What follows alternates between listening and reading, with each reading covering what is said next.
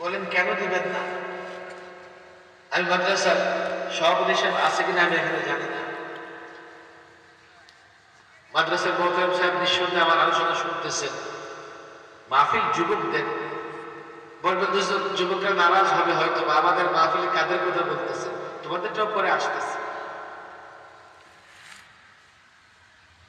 একটা মাহফিল অনেক প্রয়োজন, আমি যুবকদের মুবারকবাদ জানাই। কিন্তু আমাকে বলে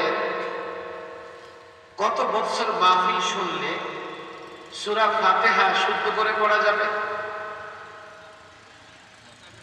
কত বছর? আপনাদের কষ্ট হইতেছে? আমার আধা ঘন্টা কি শেষ হয়ে গেছে?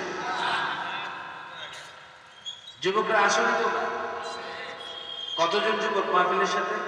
এই কমিটিতে যুব সংস্থার যুবক কয়জন? মাশাআল্লাহ। যুবকরা কই 100 যুবক আছে না এখানে? প্রবাসে আছে। তোমরা লিডার যারা স্টেজে আসো, আমি তোমাদের একটু দেখি। কই সভাপতি সাহেব কই?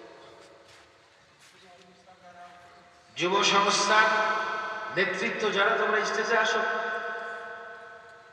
আসো আসো স্টেজে আসো। সভাপতি সাহেব, সভাপতি সাহেব, মাশাআল্লাহ।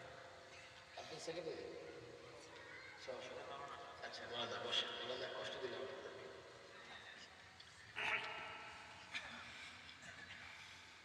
কয়টা মাহফিল শুনলে সূরা ফাতিহা শুদ্ধ হবে?